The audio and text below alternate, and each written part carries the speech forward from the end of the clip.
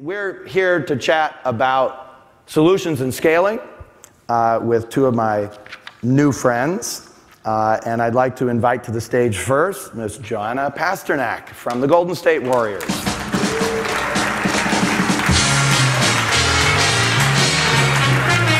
Great to see you. Have a seat. I'm going to try and do this without putting my back to the audience. That's tough in this setup. Okay, I feel like I should talk about what fashion I'm wearing today. Well, however you like. You're the guest. Yeah, Outlet Mall. And neither of us are getting neither of us are getting paid for this, so let her rip. Yeah. You know, whatever. So I have to ask before we jump into purpose and the Warriors, and which is very exciting. There's nothing like sport to connect people with purpose. But I understood from your bio that you met Pope Francis. Is that true? I did. Wow. Okay, so I'm having a celebrity moment by osmosis. But I have to ask, was he cooler than Zeev Klein? Was he? He has so much pep in his step. It was really inspiring to see the energy. You're talking about Zeev or Pope Francis? Zeev has a little bit more sophistication. All right. No, but Pope Francis, I was part of a convening Sports for Humanity where 200 delegates were brought together to talk about how we could leverage the power of sport to impact social change and good in the world. Right. Pope Francis convened the group because, frankly, he's a huge fan of soccer, or as they call it, football. But he's a huge fan of soccer and just wanted to really see how that passion could be shared among so many people from so many different places. But I will tell you, he just emanates this incredible energy, and it was a great honor to be there. Well, you know, there have only been two Francises in the last 2,000 years, so that's a pretty big deal. He's the second, yeah. In any case, good. So we were talking a little bit earlier about how you create and generate impact. High budget. Like I said, high budget, high budget. I do have quick reflexes. Yes, so, there you go. Yeah. You were a figure skater, and yeah. that's where the reflexes came from. So how you generate impact and sport, and you talked a little bit about storytelling. Sure. Talk to us about that.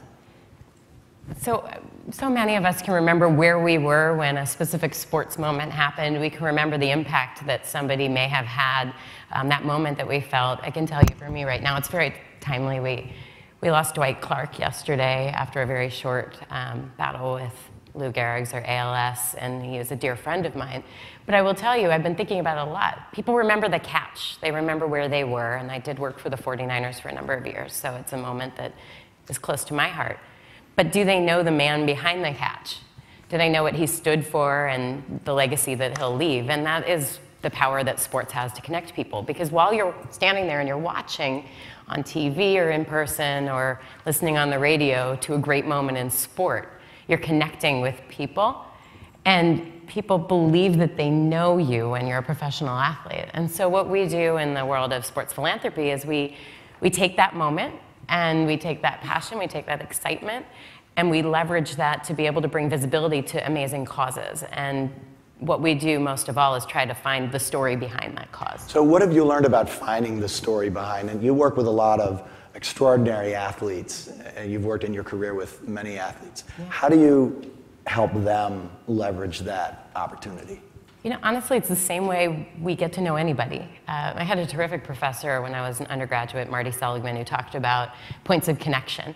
And I think about that all the time, because even when you think you're as divergent as you possibly could be from somebody, you can find some place where you intersect. Yeah. So what I've found over the years is by sitting down one-on-one, whether it's in a car as we're driving to an event, or whether it's in the cafe, or I connected with one athlete when he was struggling to install a car seat in his car, and I had the same one, and my hands are smaller, so I got the car seat installed. But it was that moment of connection where you start to talk, and you start to find out what's really important.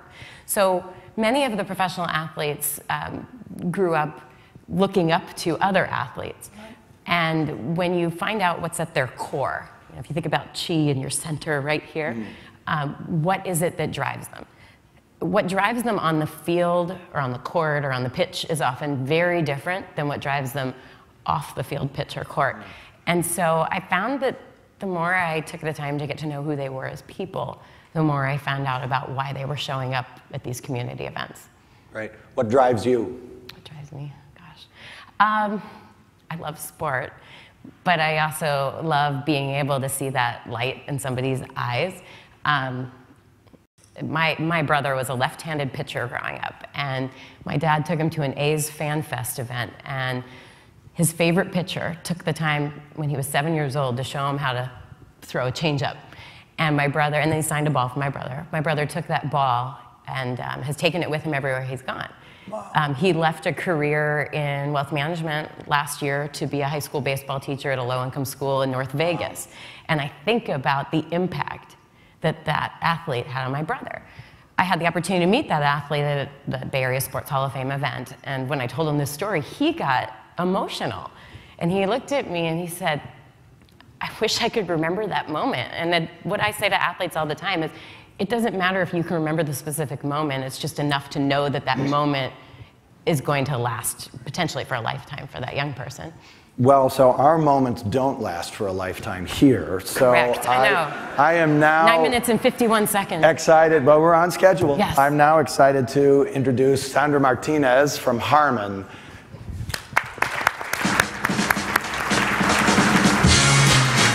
We're supposed to do this, right? There we go. Great. So, Sandra, what motivates you? What motivates me? I get up every day to contribute to this amazing company to drive growth, and we do that by bringing the great best people that we can find. So really bringing fantastic people to join the team and join our mission. That's really what drives me and motivates me every day. And by the way, your company, HARMAN, has done extraordinarily well the past 5 or 6 years, and growth has been really phenomenal. And I'll also point out, as a business school professor, I love impact, I love nonprofit, I love the arts deeply, but it is the business infrastructure that gives us the resource to be able to express ourselves and do the things we need to do. So you have a big goal between now and 2025 to grow from 9 billion to 20 billion. That's correct. In anybody's book, that's aggressive. What role does talent play, your role? We have a very critical role. Actually, that's what keeps me up at night, right? How are we going to find the talent, and how are we going to develop the talent who's going to help us drive that growth and reach that target? But I'm not concerned about it. You know, I'm personally what HR likes to label as a boomerang employee, or what our CFO would say, a returning asset. I used to work for HARMAN years ago, and I left the organization for other opportunities. And at that time, I saw the growth that the company experienced. And last summer, they reached out to me to offer me this amazing opportunity.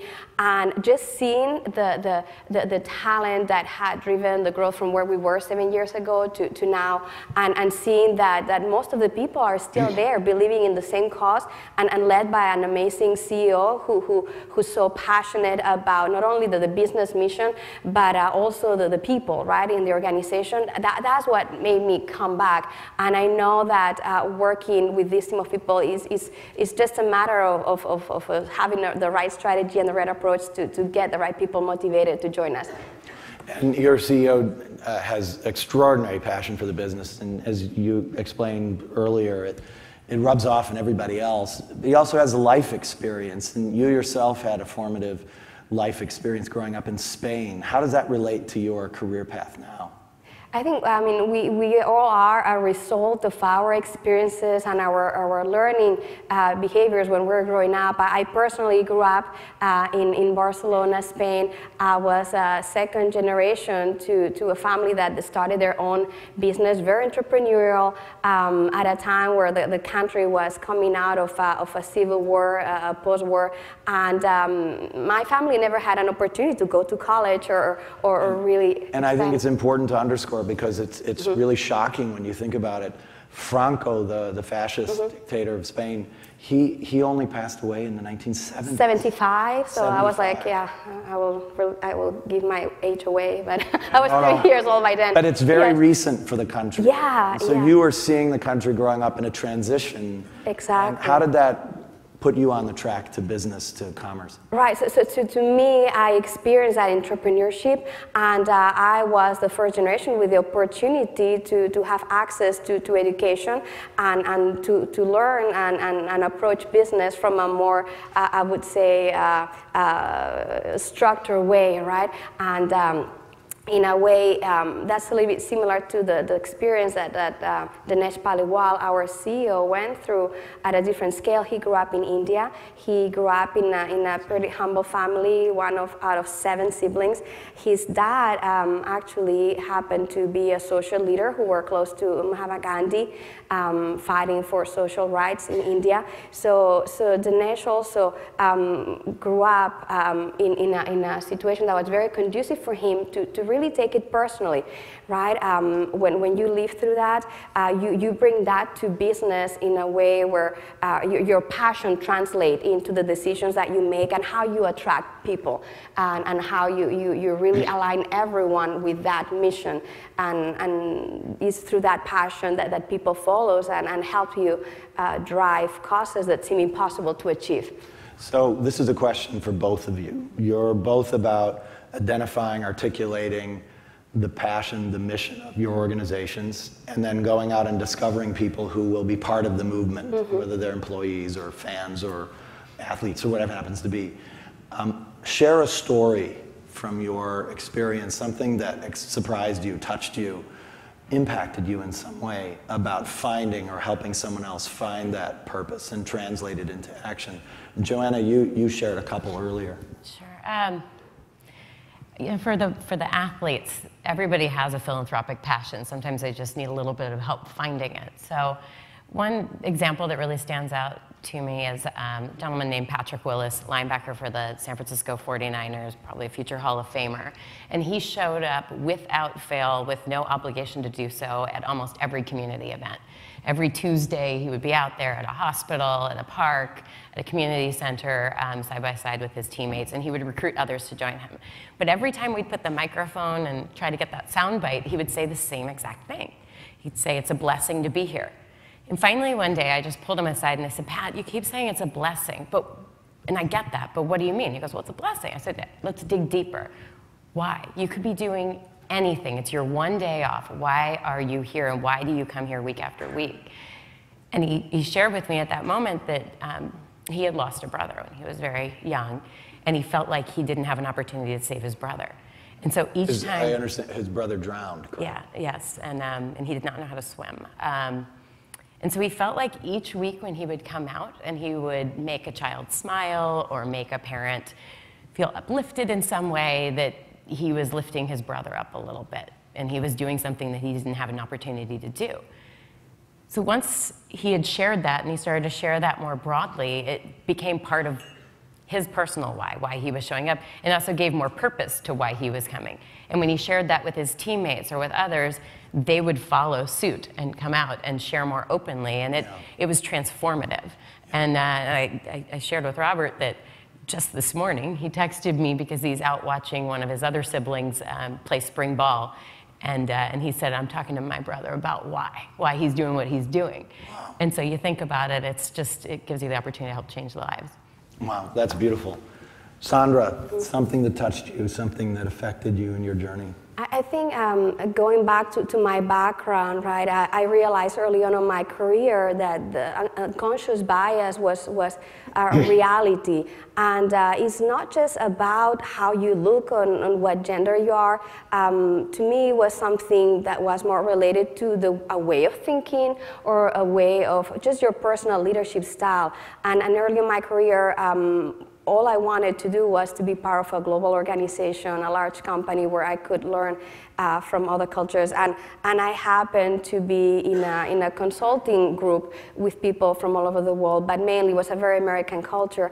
And I realized that my personal style, which required a little more of a balance between using all your social energy during the day and having that quiet time or time to recover, didn't necessarily align with the expectations from that organization, where they they were measuring you 24/7, and they expected you to be there with your team nonstop. And I suffered from that. I was considered eventually like I was not a true team player because I didn't want to go along to all the events and so forth. And I realized back then that sensitivity sometimes was missing. And that organization actually made huge strides on that regard, because they realized they were losing a lot of people, especially from other cultures, other countries, who they didn't align with that more fraternity-like type of work environment. So they did learn. But I also learned from that, right? I learned that I had to adapt in a way, which is not necessarily good, because part of the diversity and inclusion strategy is to make sure that everyone is comfortable being authentic and being themselves, not necessarily adapting to the style that is considered to be the right style. So to me, it went both ways. Personally, I started also to make choices in terms of career opportunities where I found places where I could thrive with my own personal style, because I realized that if I was constantly battling, trying to fit in, I was just running against the current and running out of personal energy. So to me, that was my lesson learned. So we're coming down to the end. Last question, and it has to be brief. What is your favorite word and why? Just in general. Doesn't have to be relevant. Your all-time favorite word in any language and why? I think resilience. Resilience, yeah. Great. Joanne? Gosh, fortitude? Fortitude and resilience. I see a trend. Yeah. So Joanne, it is a blessing to be here. I have to agree with that. Points of connection, I think we've found here in this brief discussion.